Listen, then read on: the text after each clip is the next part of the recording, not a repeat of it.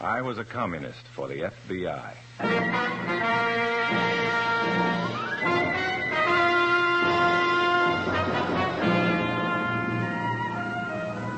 Starring Dana Andrews in an exciting tale of danger and espionage. I was a communist for the FBI.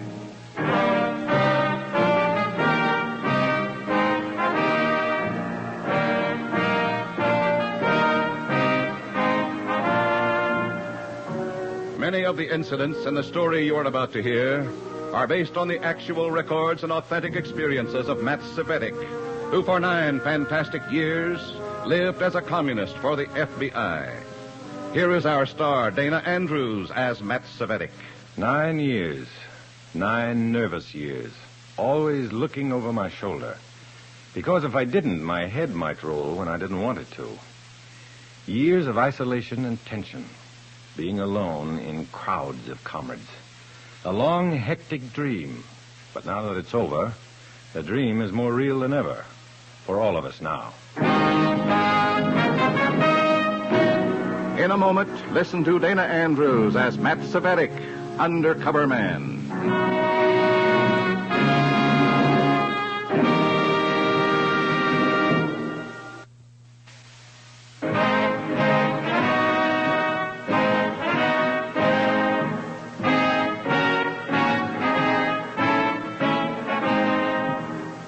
Now, here is Dana Andrews as Matt Cvetic, Undercover Man.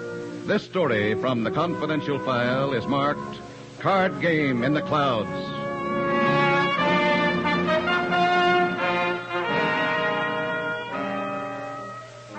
The federal courtroom is jammed. There's no stir and no sound in the room except the voice of the attorney for the federal government making his opening to the court. Everybody in the room knows that this matters. This is important. This is part of an enormous struggle for our survival. We listen spellbound. And we shall present witnesses whose testimony will prove beyond any shadow of a reasonable doubt that these defendants, all members of the Communist Party, have been guilty of sedition, seeking the overthrow of the United States government by force and by force of arms if need be. We are ready to proceed, Your Honor. Are you ready to leave, Mr. Cvetic? Well, who are you? Come with me.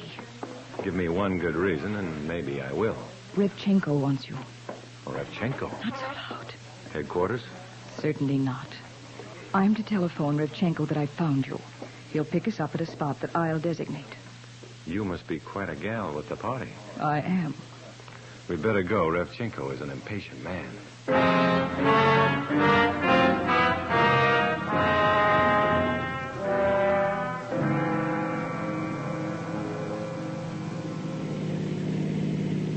Comrade Cvetic, you know that we wish to know at all times where our comrades are and what they're doing.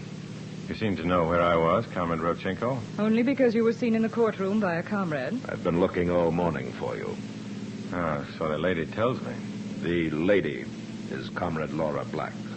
Comrade? Comrade. Well, I'm ready for orders.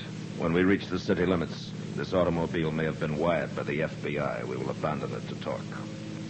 Interesting problem, Comrade? When we leave the car, Comrade.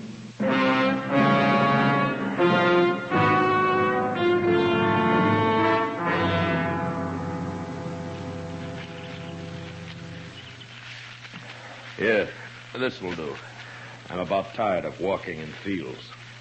Well, Comrade? Comrade Laura, I'm out of breath. Begin for me, if you will, and be direct. Comrade Cvetic, you and I will meet a plane at Municipal Airport tonight. The plane is from Washington, D.C. Oh-ho. I will meet a man coming off the plane. What about me? You will stay in the background. The man will give me a portfolio, which we will deliver to a comrade in New York City. The Park Lowell Hotel. You will take the night train. Does it take two? If one of you is detained, shall we say, the other must get through with the briefcase at all costs. Should I know the contents of the briefcase? No. Simply follow orders and to the letter. And the letter is? Exactly. You are to report to a Mr. Penrose at the Park Lowell Hotel tomorrow night, no later. Mr. Penrose has made elaborate and delicate plans for leaving the country Friday night. With the briefcase? Of course. Suppose Laura and I become separated and she has the briefcase. Do I report to Mr. Penrose anyhow? Yes. Empty-handed? Yes. Okay. Good stroke, huh, comrade? Our executing this audacious move during the communist trials when the FBI expects us all to scurry into hiding. Oh, yeah. It's a good time for us to move. You have a revolver, Savetic. Yes. Take it with you. Take all orders from Comrade Laura. Is that all? See to it that one of you succeeds in getting the information in that briefcase to New York. That is all.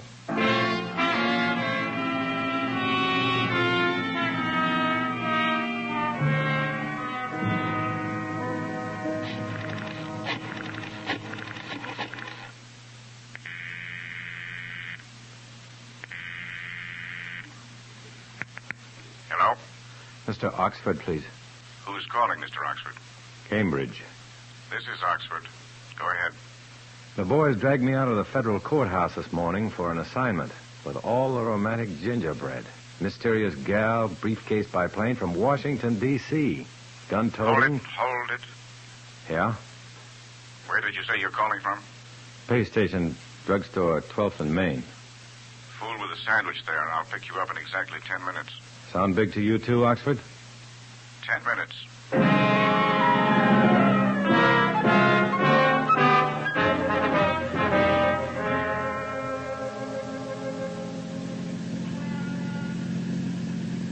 The FBI has been waiting for this chance for a long time, Matt. This looks like it. It felt important the second that gal tagged me. Vital information leaks have been occurring in Washington a lot too frequently. We've wanted to know how the commies do it. This looks like a look-in on one of their methods. This could be my big moment. Yeah, it's peculiar. Why do they want you to report to this Mr. Penrose Friday night, even if you don't have the briefcase with you? For discipline, I suppose. That's what worries me. Matt, we want you to deliver that briefcase. And believe me, I want to deliver it, too. If only as a personal health measure. Keep in touch all the way, Matt. Stay with me, boy, huh? We will. We'll be with you at the train. Sort of.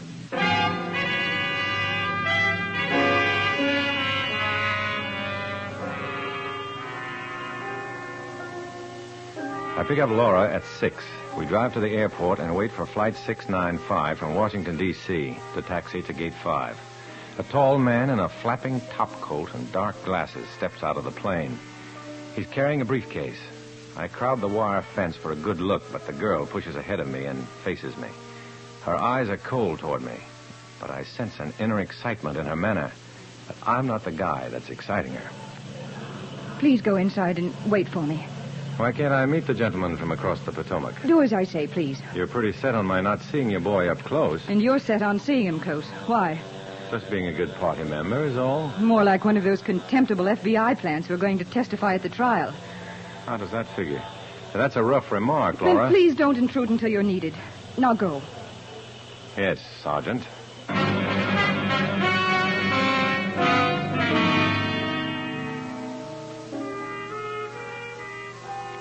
I go inside and wait, doing a slow burn and starting to worry a little.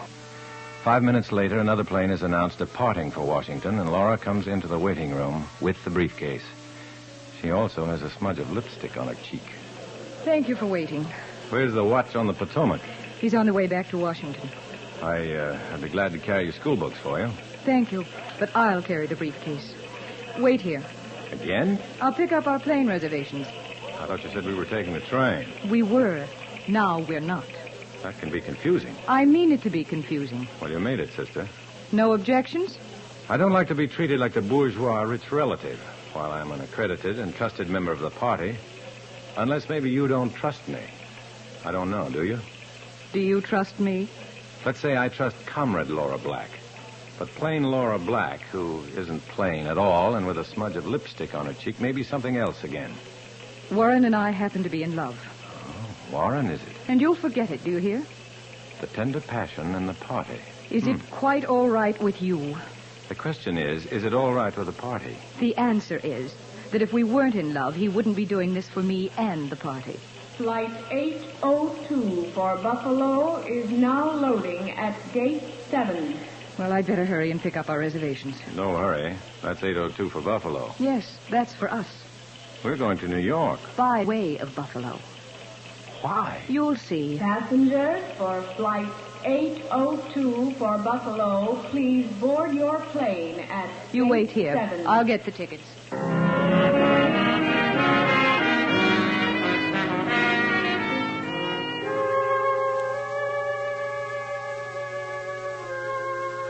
I look around for a telephone booth. I've got to let the FBI know that I'm flying to Buffalo tonight instead of training out to New York. All the phone booths are filled and people are waiting except at one where a soldier is talking and smiling in pantomime behind the glass door. Come on, soldier. I'm next. Ring off. Hang up. Because if that briefcase that Laura Black carries under her arm gets to Moscow, it may wipe that smile off your face for good and for a lot of other guys like you. He keeps on talking. There's the telegraph counter. I go to the counter and scrawl a message and hand it to the clerk, just as Laura Black's hand reaches past me and takes the yellow blank out of my hand. May I, Max? You may not. Oh, private? And personal, and you're getting pretty personal with my privacy. There's no such things in our lives, is there? Go ahead, read it. Mrs. Vettick. My mother, Who is Mr. Oxford? a prospect of mine. What kind of prospect? Insurance. I sell insurance as a front as well as a livelihood. I've got to live while I'm serving the party. You tell your mother to phone this Mr. Oxford at Crest 2211 and tell him you're flying to Buffalo tonight. Right? Why? Mother expected Mr. Oxford and me for dinner tonight before I took the train. I want him to know my plans have changed, and we can't dine together tonight. Crest 2211. That's right. Why not telephone him? The booths are full. No, they aren't. They were a minute ago. Better still, let me telephone him. What for? Well, you'll think I'm your secretary. It does make an impression. Oh, no, not with smaller investors. They feel somehow it runs up the cost to them. Oh, I'll know how to talk to Mr. Oxford. You wait here. No, Laura, no. Wait there. Oh, no. I'll wait. If it kills me. And if Laura makes that call and they tell her there's no such person there, I'll wait. I've got to. I've got nothing to lose but everything.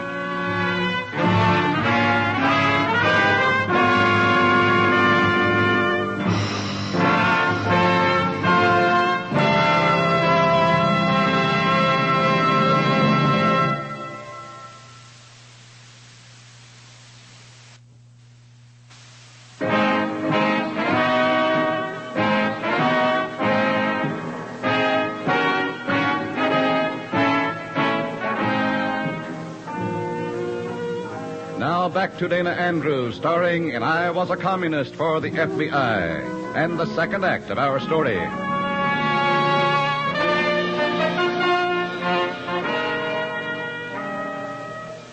Laura Black goes to the telephone booth and stops there, fumbling for a coin. I shove the telegraph blank at the clerk again and hand her $2 and start after Laura. If she phones Crest 2211, the unlisted FBI number, there won't be a Mr. Oxford there, not for her. If Laura Black calls and doesn't get Oxford, she'll be more suspicious than ever. I'll be in trouble then. I reach her side just as she finds a coin in her purse. I thought I told you to wait for me. Well, I saw you needed some change. I have it now, thank you. Excuse me. Well, Laura, look... This is the last call for Wait. passengers for flight 802 to Buffalo, now ready to Oh, depart. dear. Oh, never mind. It's all right. Oxford will understand. Well, we'd better hurry. We mustn't miss connections with our man in Buffalo. Come on.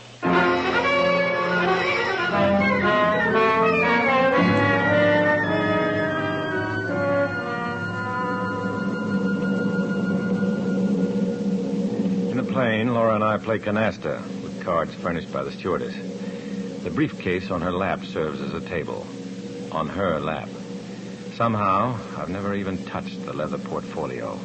So far, I'm excess baggage on this assignment, and I don't like it. We play indifferently at first, idly.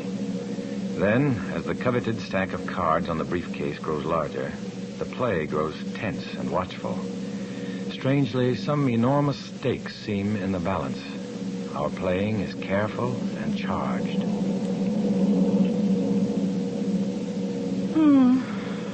Stuck? All out of wild cards? Well, I may have a throwaway or two left. Sure. Fatten a pile for me to take. You don't want the pile, do you? You're ready to go out. Okay, I'm ready to go out. Agreeable monster, aren't you? Play. I just can't help it. I gotta give you the deck. There.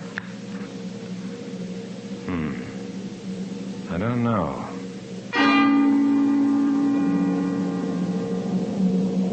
All at once, the innocent card game in the clouds is a clue to another, more sinister game that lovely Laura Black is playing. She's trying to keep me in the deal until she can raise her score just enough to win. It's like putting me on an important job for the commies so that the FBI won't want to call me off that job, even to testify at the trial. If that's the game, then they know I'm an FBI spy. Or do they? For a long time, I stare at my cards unseeingly. A long time. What's the matter, Matt? What? Make up your mind. We're coming into Buffalo. All right. I'm not going to bite. You refuse all those juicy points? Yes, I'm going out.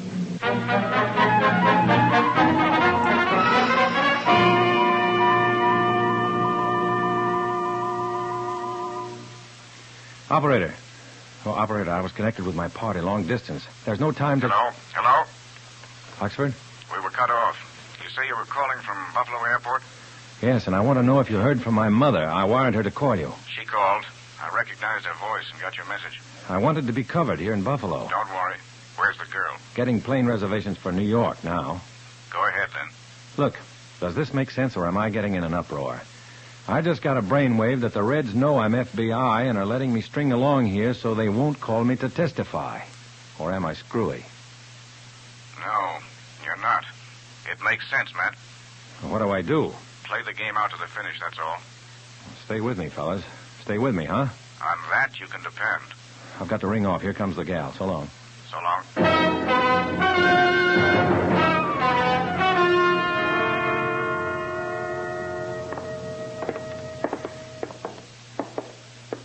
Buffalo American Products Corporation?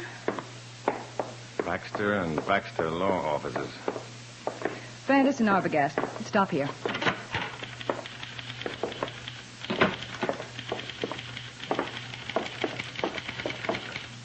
May I help you? Yes. Will you tell Mr. Arbogast that Miss Black is here? Oh, yes, Miss Black. He's expecting you. Go right in. Thank you.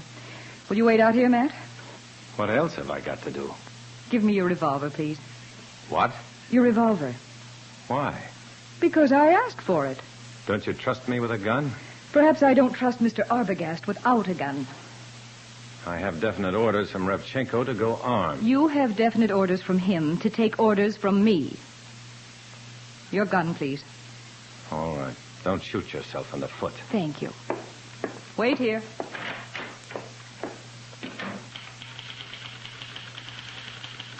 I sit in the small waiting room of Fantis and Arbogast advertising, waiting. The typewriter thumps louder. My heart begins to stumble crazily. Needling perspiration chills my whole body. Panic takes charge. I stand up. Get out of here. Run for it. If I did, would that crisp piqué blouse reach for a gun and start shooting? Nonsense. That best girlfriend of the bride wouldn't shoot anybody. But I don't try to go out. Thanks for waiting. It's been a joy. Here's your revolver. Thanks. Come on.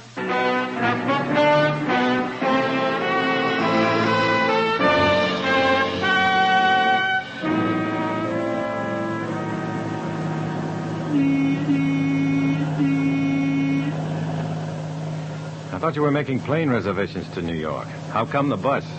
The object is to deceive. Deceive who? The FBI. Yeah? Just for example. Good example. Well, you know they have stool pigeons among us. Yes? Then why do you ask such stupid questions? I happen to be stupid. I wonder. I'm especially stupid about that gun in the waiting room. We won't discuss it.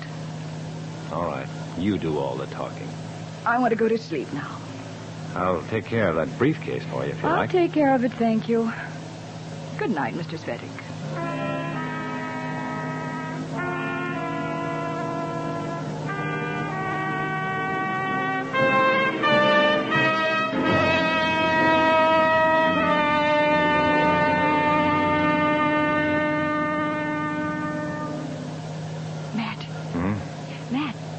It's gone. Huh? The briefcase is gone. What? When? I don't know. I thought you might be able to tell me. Oh, I was fast asleep. Hey, what kind of a lopsided remark do you call Never that mind, anyhow? never mind. Never mind. You sit there and imply that We I may... both can't sit here and argue about it. What are we supposed to do about it? Well, I'll have to go back and report to Revchenko, and then call Washington. See if you can get a new set of data? Yes. You go on to New York. Without the briefcase? We haven't got it, have we? What happens to me, arriving empty-handed? It'll be worse if you disobey orders. Hold the door, driver. I'm getting off here.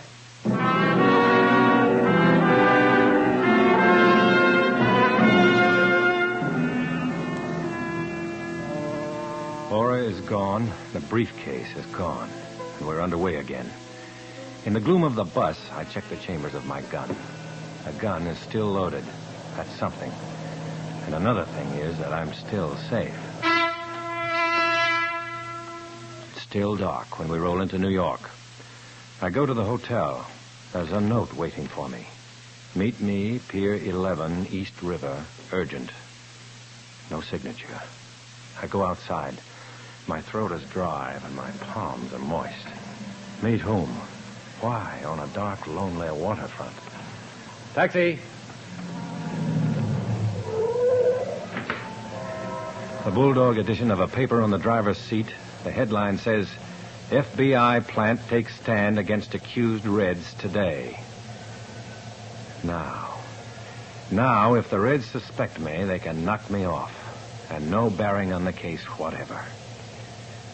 Here goes.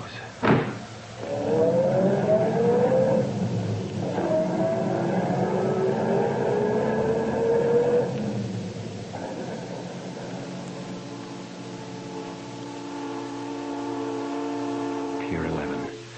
The darkest hour before dawn. Waiting behind a stack of packing cases. Waiting. Steps. I slip my revolver from my shoulder holster, slip the safety catch, and wait. A beam of light spears my eyes and I go blind. Blind and wild, and my finger tugs at the trigger. Nothing happens. The gun won't fire. Hold it, Svettik. Who is it? One of the cartridges might be good. Oh, Oxford. Yeah, I'll take the gun now. You left that note in my box. Sure, I didn't know if you or your comrade contact would check in first.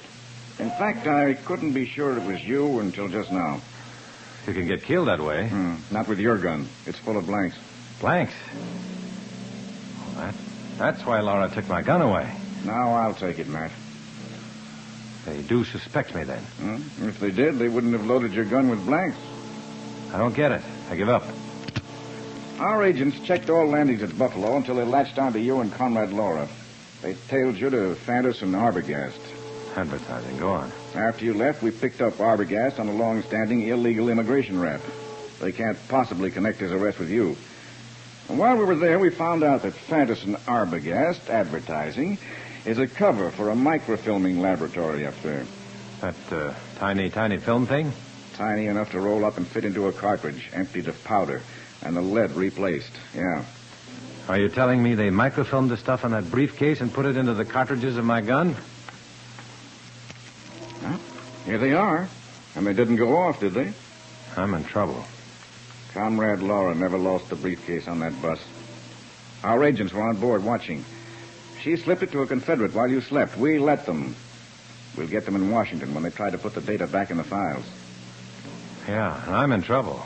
I've got to go back to the hotel and give Mr. Penrose, whoever he is, my gun with those microfilm bullets in it. Right. You got it. Here's your gun back. Well, what about the bullets? It's got bullets with doctored microfilm in them. I've reloaded your gun with FBI prepared ammunition. It'll make the Kremlin very, very happy with you, Matt. And it won't do them any good at all. Feel better? Clever, you bourgeois bloodhounds. Oh, we got to be, or we'd all be in the doghouse. Get going, Matt. You don't want to keep the Kremlin waiting.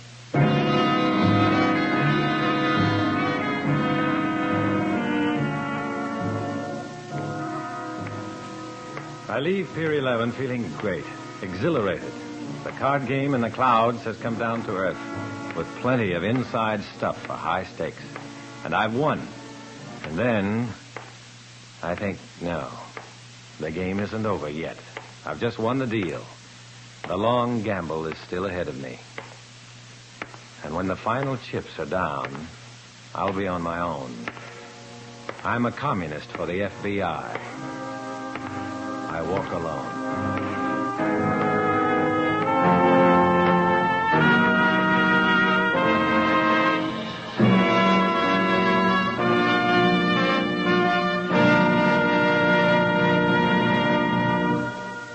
Our star, Dana Andrews, will return in a moment.